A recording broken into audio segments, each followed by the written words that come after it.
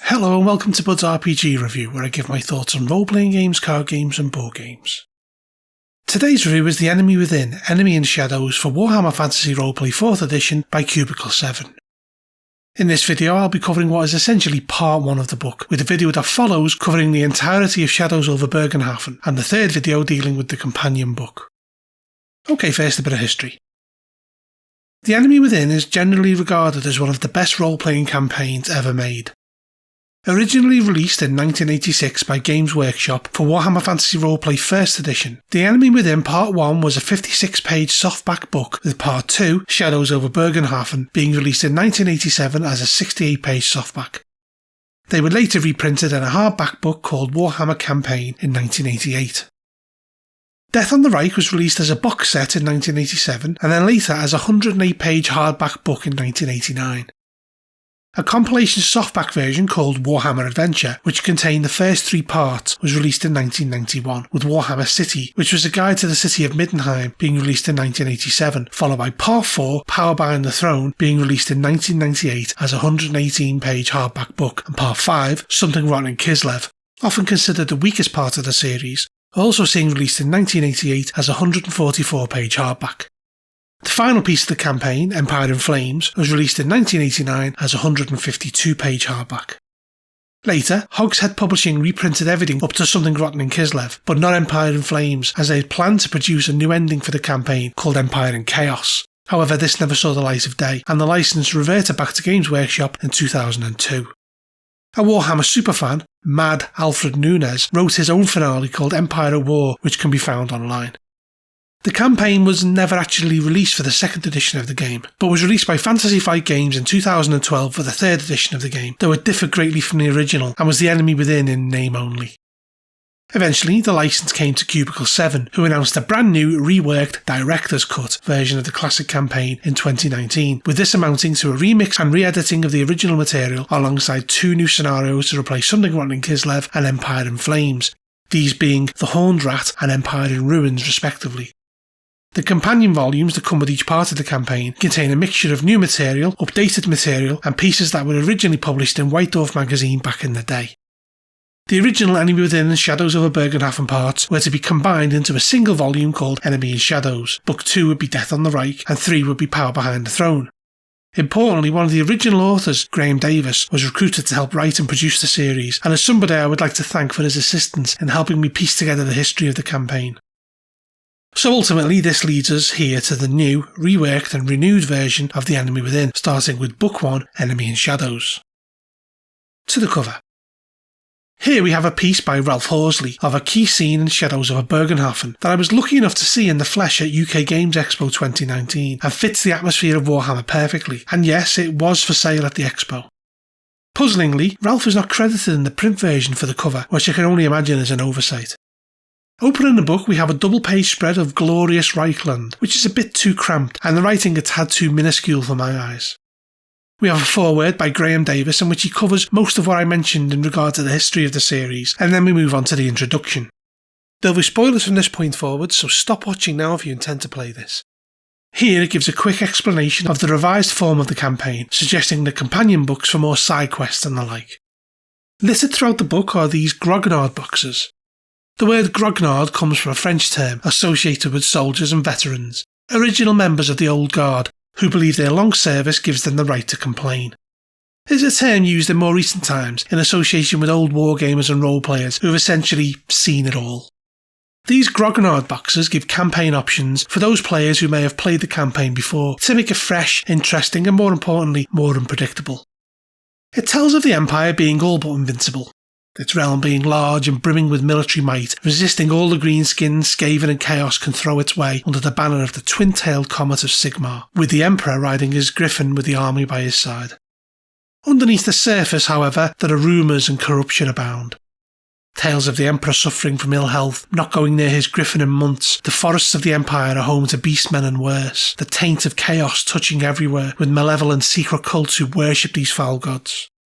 The Northern Chaos wastes swell with the forces of chaos, with leaders growing to rise in power and then inevitably falling. Many centuries have passed since a champion of chaos has stepped forth, a chosen of the ruinous powers, so the Empire stays ever vigilant to this external threat while overlooking the internal menace, the enemy within. We then move to the Purple Hand. Many of these secretive worshippers of the ruinous powers are short-lived due to false promises, impatience and the flames of witch hunters, though some of these damned souls are not so careless. The Order of the Purple Hand is one of these that exists in the Empire, hidden from view, who worship Tzinch, the Changer of the Ways, and they plan to bring the Empire to its knees. They have infiltrated the cults of Sigmar and Ulrich and are spreading dissent using a theory called the Sigmarian Heresy. This is the claim that Sigmar Heldenhammer never actually achieved apotheosis, and that the cult of Sigmar is one of fabrication and has no connection to the divine. They propose that miracles attributed to Sigmar are not the workings of a god, but that of mortal belief and actually sorcerous in nature, a proposal that is anathema to the cult.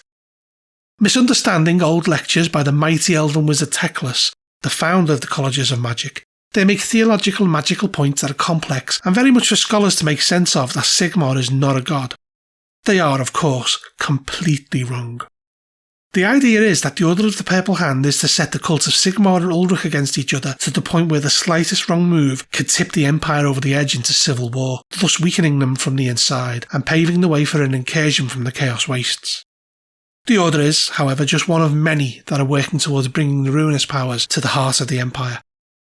The spark for the scenario lies at the feet of a Castor Liberung, a member of the Order of the Purple Hand with a powerful position in the Nuln Cell.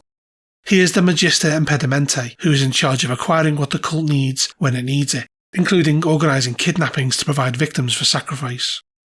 When attempting this, a member of the Order, Sister Beatha, was caught and tortured, confessing everything, though only knowing Castor by his title. He fled Nuln to go to Middenheim and joined another cell with ambitions there. The authorities in Nuln were unable to identify the Magister Impedimenti, so placed a bounty on his head. Some probed too deeply and vanished while others gave up. One particular bounty hunter, Adolphus Kuftsos, managed to infiltrate the lower levels of the Order and subsequently learned that he had fled to Middenheim. In order to outmaneuver the Magister Impedimenti, he contacted a Professor Quintus Fassbinder at Altdorf University, who studied and catalogued chaos cults and their members, and the Purple Hand had been brought to his attention. He assisted Adolphus in understanding the role of the Magister Impedimenti, and among his notes were a name, Castor Liberung. Adolphus hatched a plan to flush him out with the promise of an inheritance and land ownership, with a letter being sent to his last known Nuln address that directed him to a trap that had been set in Bergenhafen. Time passed and Castor found out about the letter and immediately set off to claim it, with the idea of a landowning noble being an assistance in their plans. He was instructed to make contact with the Altdorf cell of the Order, who were to assist him. Sadly, or perhaps luckily, he never made it there. His coach was ambushed by a group of mutants and he was killed. By chance, he looks unerringly like one of the player characters, who unfortunately inherits all of the problems that were coming Castor's way. Adolphus is waiting in Altdorf to pick up his trail, waiting for the Magister Impedimenti to make contact, willing to kill anybody who makes contact with the cult. At the same time, Professor Fassbinder is working towards a similar end, while also looking into whoever hired Adolphus in Nuln. Adolphus is not the adventurer's only problem.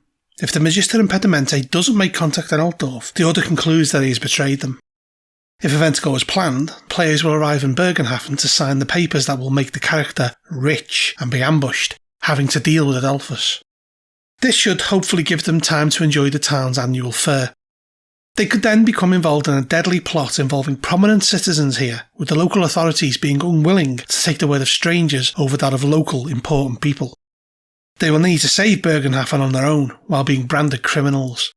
Should they fail here, a Chaos Gate will open, possibly wiping Bergenhafen from the map, requiring them to essentially get out of Dodge and down the river to the next part of the campaign, Death on the Reich.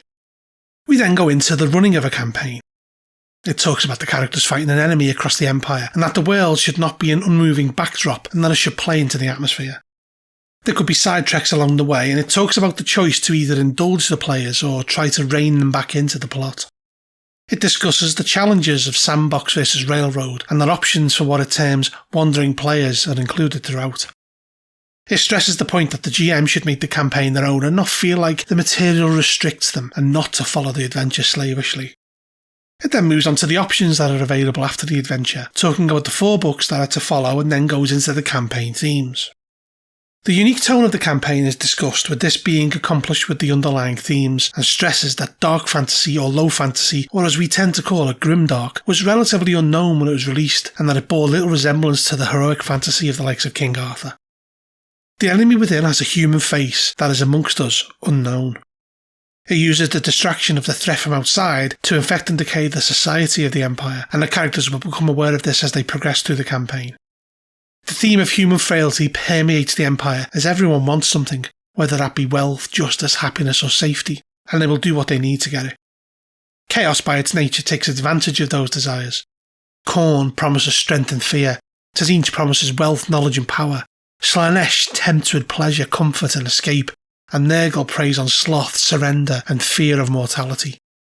It is noted that these things all start in an innocent fashion. A friend of a friend of a friend who can get something done for them, for a favour at another time, for example. Any step down the rabbit hole makes it easier, with the growing slavery to the ruinous powers eventually making resistance impossible. Chaos cults are exposed by witch hunters all the time, but the thoughts of many are that it could have been them. It stresses the often moral grey areas of Warhammer Fantasy Roleplay, citing the example that mutants could easily be innocent people that have been warped against their will by the corruption of chaos, often ending up turning towards the ruinous powers due to them being shunned and rejected by society. It touches on the grim fantasy of Warhammer, coining the term grubby fantasy.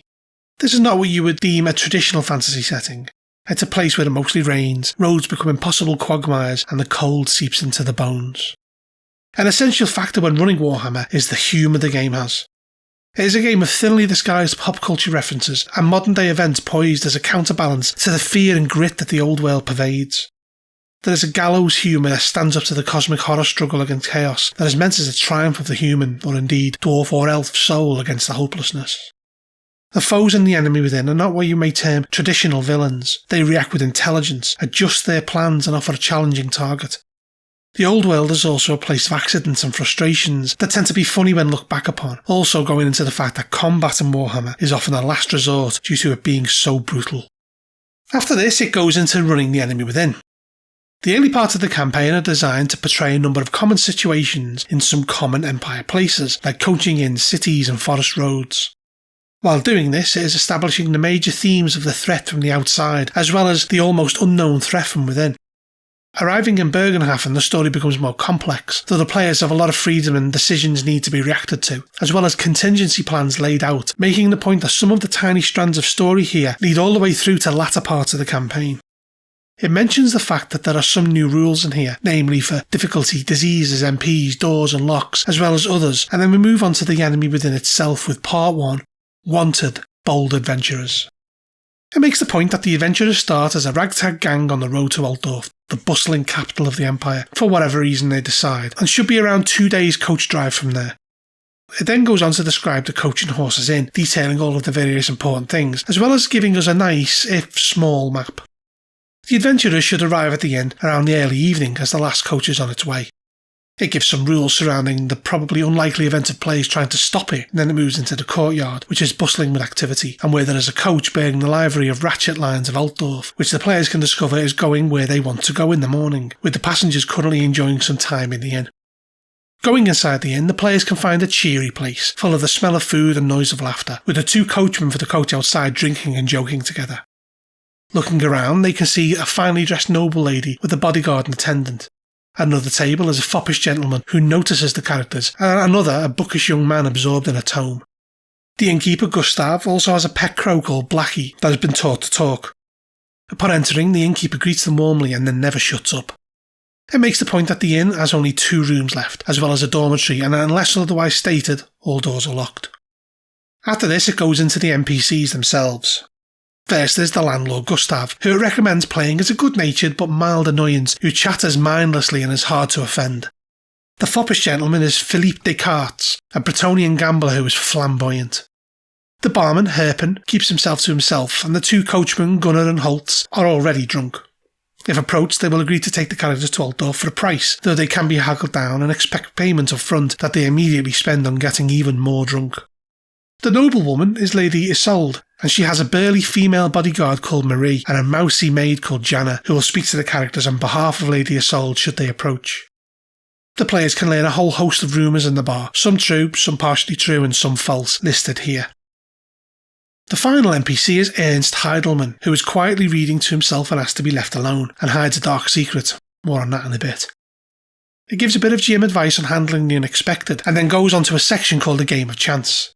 Philippe Descartes has been sizing up the characters since they entered, and approaches them politely inquiring about their business, eventually offering them a game of Scarlet Empress. As a bit of a gambling cliché, he will deliberately lose the first 2 hands, slowly increasing the confidence of the players, and then start using his card sharp talent and playing properly to beat them. If he starts being beaten in earnest, he will cheat, and there is a smattering of rules to deal with that. If the players spot him cheating, he will hotly dispute it, attempting to bluff his way out, and if trapped in a corner, will pull out his pistol and fire it, hoping the smoke and panic will let him get away. It gives some rules for the players chasing him and possibly catching him. If they manage to somehow get him prosecuted, he will track them down to seek revenge. At some point, the players should see hand out 1 pin somewhere, a notice asking for bold adventures, which becomes important later on. Assuming the rest of the night passes without event, it moves to the journey, with the players joining the coach to get to Altdorf. Lady Isolde and her entourage point-blank refuse to have any character inside the coach with her, as well as refusing to travel on the outside of it, and it gives a number of ways to approach this, including charming her. The coach finally leaves for Altdorf around 10 AM. After this, we're given more grognard options for mixing things up. It notes that a lot of experienced players will fully expect Philippe Descartes to try and cheat them, so to throw something different into the backdrop. There's a suggestion of a group of bandits attacking the coach, a story around Lady Isolde fleeing her life to get to Altdorf, that includes her brother Lucas bursting into the inn to take her back, with any players who help her gaining a useful patron at a later date. There's also another plot hook where Gustav's pet crow Blackie being not all that he seems, and actually being a lesser demon called Fluggerdag, who is transformed back to its demonic form accidentally by Ernst. Ernst will flee the inn in a panic, but this is not the last the players have seen of him. Eventually, the journey begins, incredibly slowly, due to the coachman's horrific hangovers. Characters with the drive skill can take the reins and speed things up, though this is a dangerous task, as they risk losing a wheel and tipping the coach over. Around 20 minutes after leaving, it starts raining, soaking those outside. It gives some rules with regard to characters fighting to get inside the coach, though some of the methods are a bit extreme, like cutting through the roof. The rain does, however, abate after a few hours, and they arrive at a coaching inn called the Five Brothers Lodge. At this point, it takes a pause to give out XP to players, and provides the stats and quite excellent character portraits for the staff and guests of the Coach and Horses Inn. After this, we move on to Chapter 2, Mistaken Identity. After a few hours on the road, the coach will round a bend and come upon an awful sight. There is a human figure squatting in the road with his back to a Four Seasons coach standing over the body of a coachman. He turns to face the characters and they see that the figure has a severed hand hanging out of its mouth. The creature can be recognised as human, but its face is a fleshy tatters oozing green ichor from the eyes. It spits out the hand and rushes the coach. There's an outbox here explaining that one of the characters knows who this creature is. A childhood friend called Rolf Hertzis, who started developing a strange rash around a year ago, becoming more violent and easy to anger. He was a thief who was caught by the watch doing a job but then escaped and vanished. As he rushes the coach, the horses will panic and bolt, dragging one of the coachmen with them, and the mutant Rolf leaps upon the other coachman and a battle ensues. The tracks from the coach that their coachman was on lead off in the mud around the bend. Here we have a number of options to replace the mutant attack for grognards.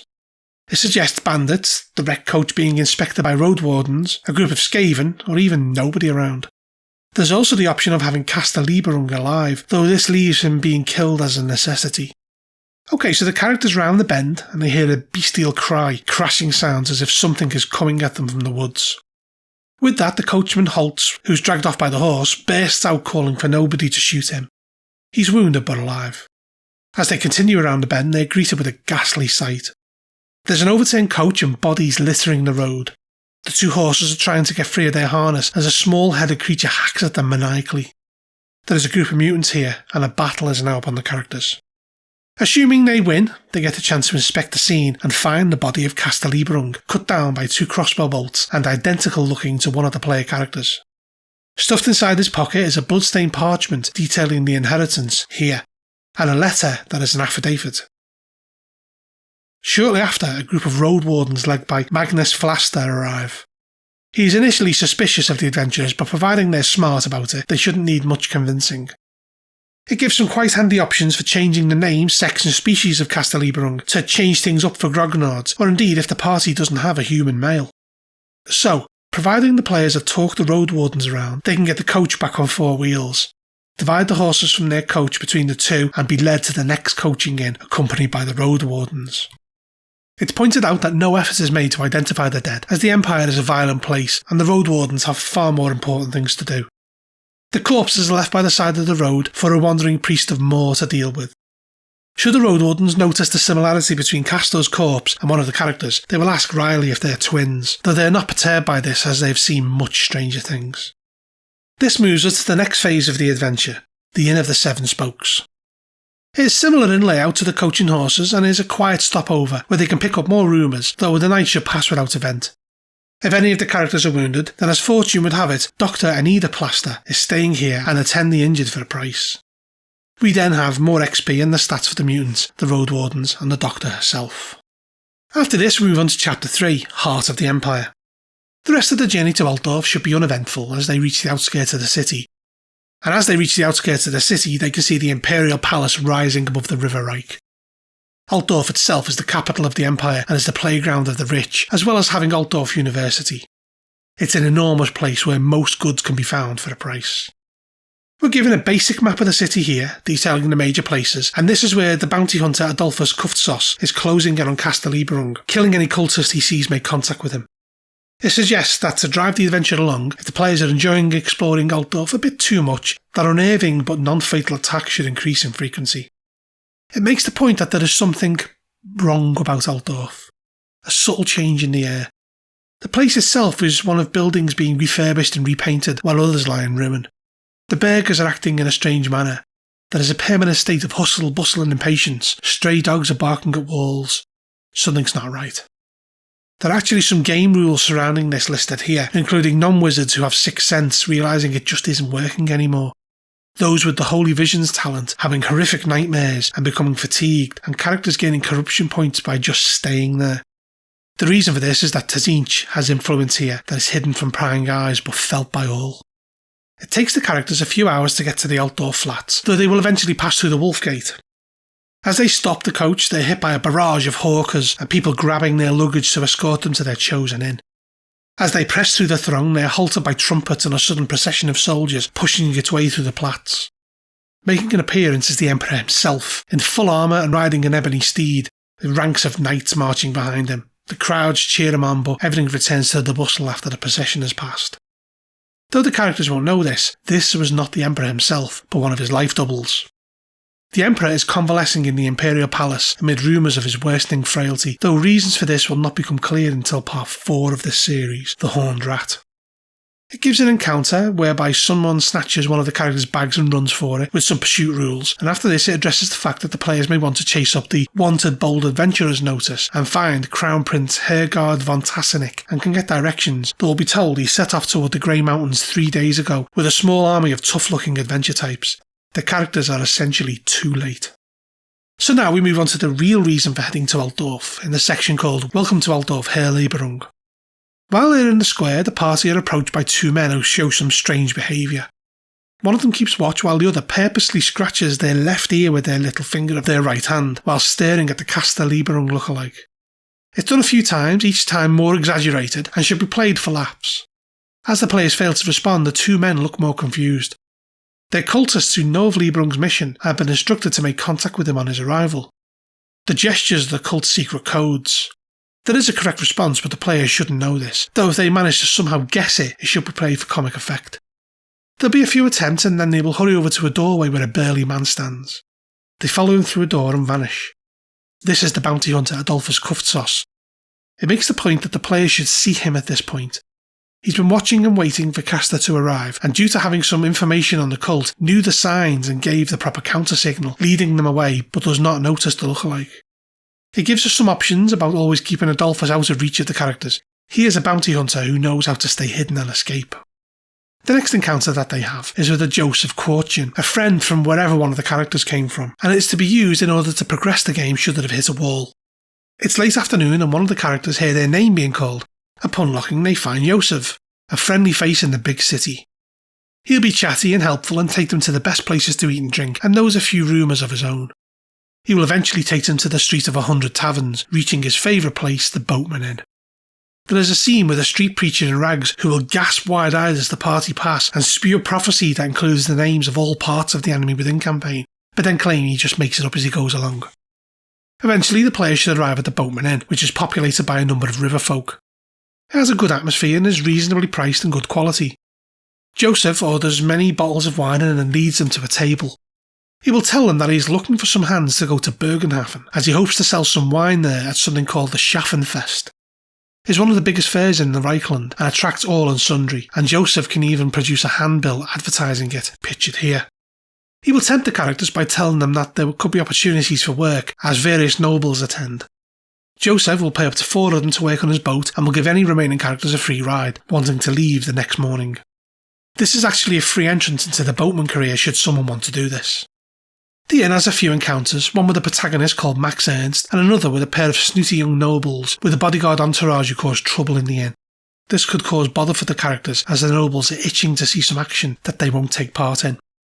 As they leave the inn, the party starts to become aware that they are being followed. It is by the 2 cultists from the square, and they are being followed by Adolphus Kuftsos.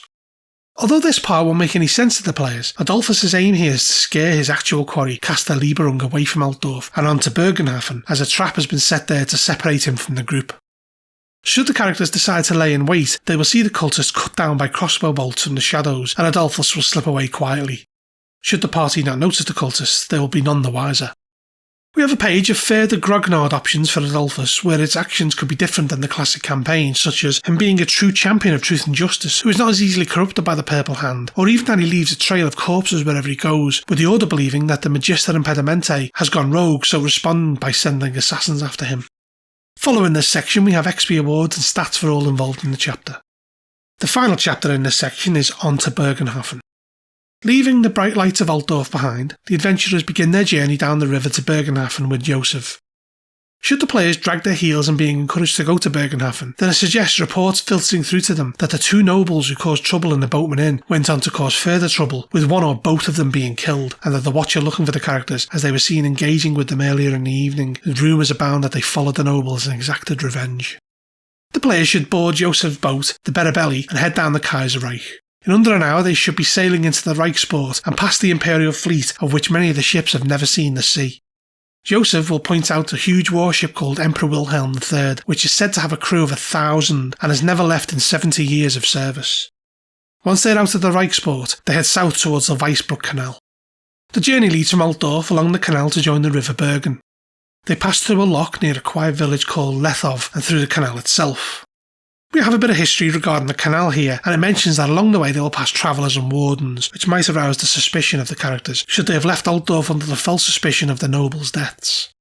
The patrol will catch up with the boat, and the patrol leader, Sergeant Glucker, will chat with anybody on deck, mentioning bandits in the area. They will mention the death of 2 artisans and a noble, but don't suspect anybody aboard the boat, though characters acting overly suspicious may pique their interest. The journey down the Weissbruck is largely peaceful, with only the size of the Berabelli causing problems from others trying to pass up the canal. Eventually they should reach Weissbruck. It is a growing town on the River Bergen that is ruled by the noble House Gruben. It owes its growing popularity to the opening of nearby mines and expansion of the canal. It is a bustling merchant town with construction noise everywhere and all manner of goods passing through it. As it is likely the evening when they arrive, they will tie up the barge and go to find somewhere to stay. They should notice a shadowy figure standing in the doorway of the Black Gold Inn. It is Adolphus Kuftsos, who watched them leave Altdorf and has ridden ahead of them. He is recognisable as the man who made the strange gesturing men move away. It can be noticed also that he has a crossbow strung across his back and is clearly watching the Berabelli. Of course, if they approach, he disappears inside the inn, and if they follow him inside, he can't be found, having slipped out the back. He doesn't want to confront them straight away, planning to attack them at night.